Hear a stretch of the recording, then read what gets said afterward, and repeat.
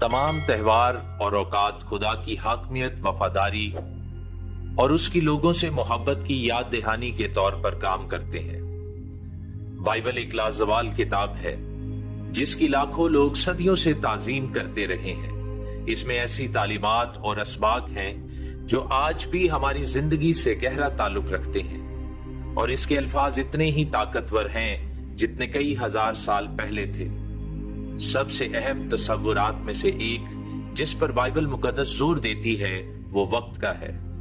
वक्त का लिहाजो इंतजाम एक शख्स की जिंदगी में बहुत अहमियत रखता है, और बाइबल इसके बारे में बड़ी वुस्अत निगाह से बात करती है।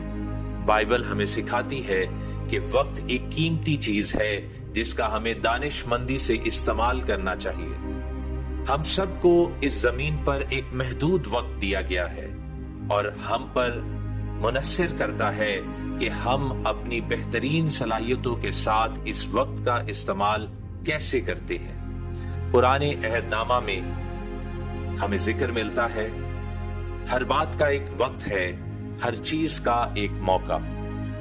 हर काम जो आसमान के नीचे होता है उसका एक वक्त है। पैदा होने का एक वक्त है और मर जाने का एक वक्त है। दरख्त लगाने का एक वक्त है और लगाए हुए को उखाड़ने का एक वक्त है। मार डालने का एक वक्त है और शिफा देने का एक वक्त है। ढाने का एक वक्त है और तामीर करने का एक वक्त है। रोने का एक वक्त है और हंसने का एक वक्त है। गम खाने का एक वक्त है और नाचने का एक वक्त है। पत्थर फेंकने का एक वक्त है और पत्थर बिटोरने का एक वक्त है। हम आगोशी का एक वक्त है और हम आगोशी से बाज रहने का एक वक्त है। हासिल करने का एक वक्त है और खो देने का एक वक्त है। रख छोड़ने का एक वक्त है और फेंक देने का एक वक्त है। फाड़ने का एक वक्त है और सीने का एक वक्त है। चुप रहने का एक वक्त है और बोलने का एक वक्त है। मोहब्बत का एक वक्त है और अदावत का एक वक्त है। जंग का एक वक्त है और सुलह का एक वक्त है। इसका जिक्र हमें वाज की किताब उसके 3 बाब और 1 से 8 आयत में मिलता है। कलाम खुदा हमें मुख्तलिफ औकात की अहमियत के बारे में बताता है जिनका बाइबल मुकद्दस में जिक्र किया गया है। कलाम खुदा कहता है कि हर चीज का एक वक्त होता है, बाशमुल पैदाइश, नशोनुमा, मौत, पौधे लगाना, फसल काटना, हत्ता के जंग का भी। इनमें से हर एक वक्त की बहुत अहमियत है जिस पर हमें तवज्जो देना चाहिए। नए अहदनामा में इफिसियों की कलीसिया के नाम खत उसका 5 बाब और 15 से 17 आयत में हमें इसके बारे में जिक्र मिलता है। बस गौर से देखो कि किस तरह चलते हो, नादानों की तरह नहीं बल्कि दानाओं की मानित चलो, और वक्त को गनीमत जानो क्योंकि दिन बुरे हैं। इस सबब से नादान ना बनो बल्कि खुदा की मर्जी को समझो क्या है। कलाम खुदा हमें बताता है कि हमारे पास मौजूदा वक्त का ज्यादा से ज्यादा इस्तेमाल करना जरूरी है। ये हमें याद दिलाता है कि हमें अपने वक्त से लापरवाह नहीं होना चाहिए, बल्कि हमें ये समझने की कोशिश करनी चाहिए कि इस वक्त का इस्तेमाल बेहतरीन तरीके से कैसे करें।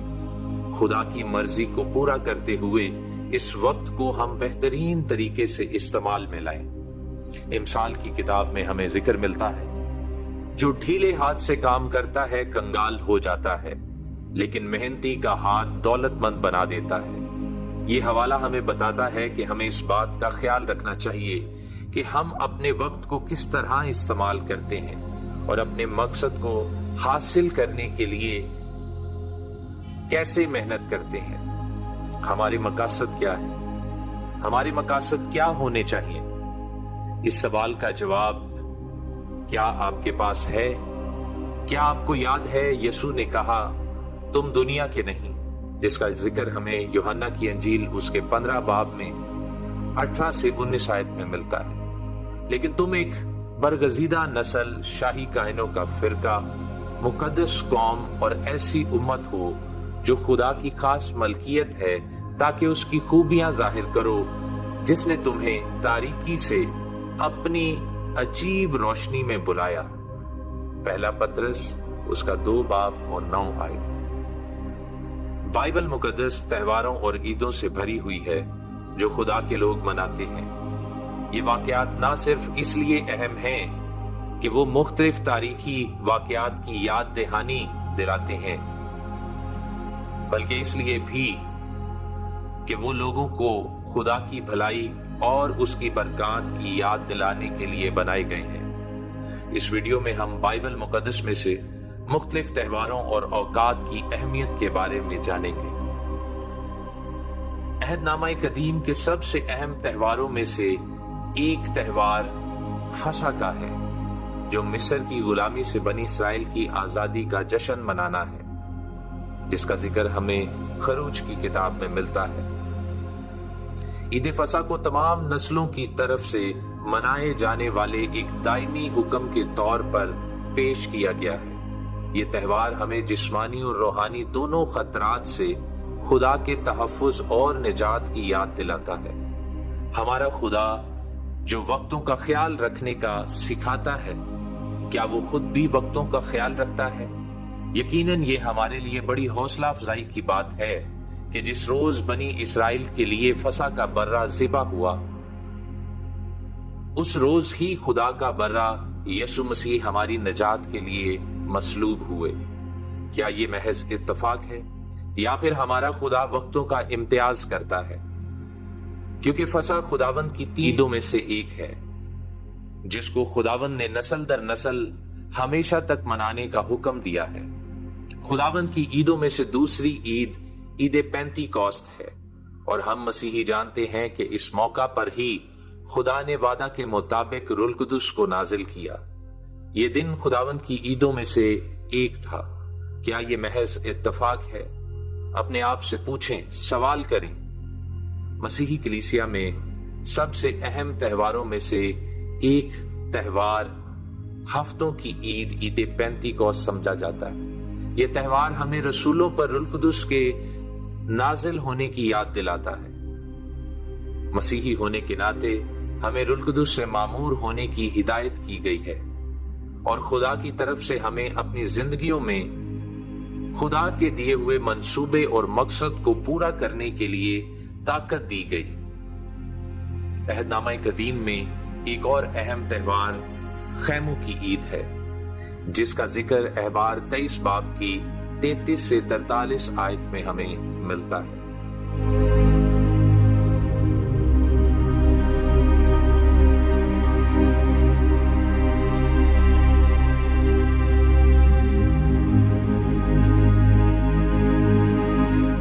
یہ تہوار اس وقت کی یاد میں منایا جاتا ہے جب بنی اسرائیل بیابانوں میں وعدہ کی سرزمین کے سفر کے دوران خیموں میں رہا کرتے تھے۔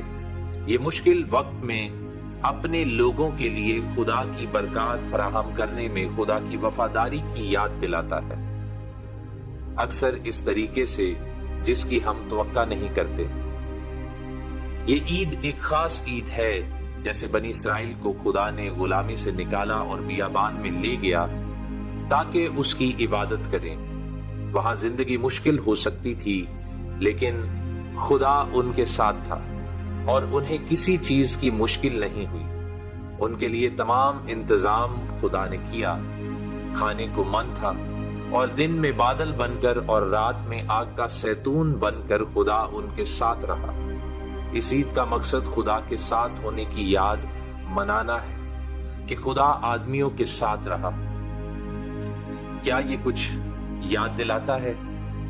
آئیں بائبل مقدس میں سے میں کچھ آپ سے بانٹنا چاہتا ہوں۔ یسوع مسیح کی پیدائش کے بارے میں جب بائبل مقدس سے ہم جانیں تو ہمیں پتہ چلتا ہے، متی کی انجیل اس کا 1 باب اور اس کی 22 سے 23 آیت میں یوں لکھا ہے، یہ سب کچھ اس لیے ہوا کہ جو خداوند نے نبی کی معرفت کہا تھا وہ پورا ہو، کہ دیکھو ایک کنواری حاملہ ہوگی اور بیٹا جنے گی اور اس کا نام ایمینویل رکھیں گے، جس کا ترجمہ ہے خدا ہمارے ساتھ۔ آپ کے خیال میں اس کا کیا مطلب ہے؟ یسایہ 9 باب کی 6 آیت میں ذکر ہے، اس لیے ہمارے لیے ایک لڑکا تولد ہوا اور ہم کو ایک بیٹا بخشا گیا، اور سلطنت اس کے کندھے پر ہوگی، اور اس کا نام عجیب، مشیر، خدائے قادر، ابدیت کا باپ، سلامتی کا شہزادہ ہوگا۔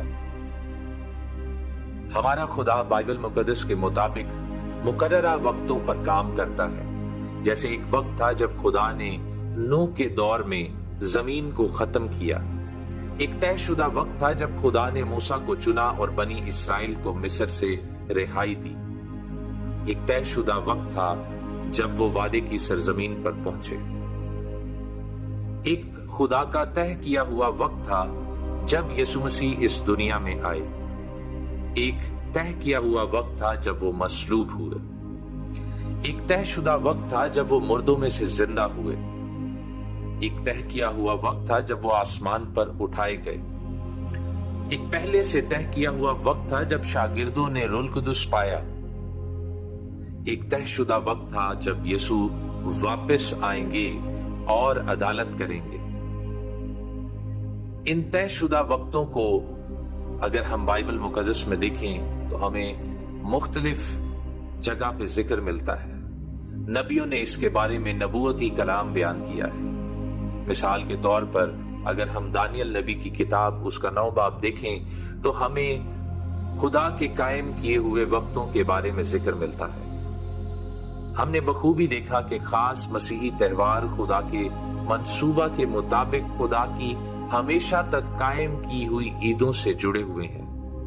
جیسے بائبل مقدس میں بیان ہے، مخالف مسیح جس کی روح قدیم زمانہ سے اور آج بھی متحرک ہے، اس کے لیے ہمیں یوں ذکر ملتا ہے، اور وہ حق تعالیٰ کے خلاف باتیں کرے گا، اور خدا تعالیٰ حق تعالیٰ کے مقدسوں کو تنگ کرے گا اور مقررہ اوقات و شریعت کو بدلنے کی کوشش کرے گا۔ دانیل نبی کی کتاب اس کے 7 باب کی 25 آیت میں ہمیں یہ ذکر ملتا ہے۔ لیکن موجودہ دور میں غیر قوموں جو خدا کی تابع نہ تھیں بلکہ مخالف مسیح کی روح کے تابع تھیں، ان کے قائم کیے ہوئے دنوں پر مسیحی خدا کی عبادت کرتے ہیں، اور وہ بھی اس عذر کے ساتھ کہ اس دن کو عید منانے کا فیصلہ تمام دنیا کے بزرگ ایمانداروں نے اجتماعی طور پر کیا ہے۔ کیا کوئی شخص یا اشخاص خدا کے قائم کیے ہوئے دنوں کو بدل سکتے ہیں؟ ضرور، لیکن وہ جو خدا کے روح کی بجائے مخالف مسیح کی روح کے تابع ہیں۔ یسوع مسیح نے بھی ہمیشہ خداوند کی عیدوں کو منایا، جس کا ذکر ہمیں اناجیل میں ملتا ہے۔ مسیحی تہواروں میں سے سب سے اہم 3 تہوار ہیں: یسوع مسیح کا پیدا ہونا، دوسرا یسوع مسیح کا مصلوب ہونا اور مردوں میں سے جی اٹھنا، اور تیسرا تہوار روح القدس کا نازل ہونا ہے۔ یسوع مسیح کا مصلوب ہونا اور مردوں میں سے جی اٹھنا عید فصح اور عید فطیر پر جو ساتھ ساتھ آتی ہیں ہوا۔ یہ خدا کی ہمیشہ تک قائم کی ہوئی عیدوں میں سے ایک ہے۔ دوسرا روح القدس کا نازل ہونا عید پینٹیکوسٹ پر ہوا، یہ بھی خدا کی قائم کی ہوئی عیدوں میں سے ایک ہے۔ اب سوال یہ ہے کہ یسوع مسیح پیدا کب ہوئے؟ کیا یہ بھی خدا کے قائم کیے ہوئے وقت کے مطابق نہیں ہونا چاہیے؟ میں چاہتا ہوں کہ آپ خود بھی بائبل مقدس میں سے اس کے بارے میں مطالعہ کریں اور کمنٹس میں ہمیں جواب دیں۔ بائبل مقدس میں تمام تہوار اور اوقات خدا کی حاکمیت، وفاداری اور اس کی لوگوں سے محبت کی یاد دہانی دلاتے ہیں۔ وہ ہمیں اس بات پر غور کرنے کا موقع دیتے ہیں کہ ہمارا خدا کیسا بھلا خدا ہے،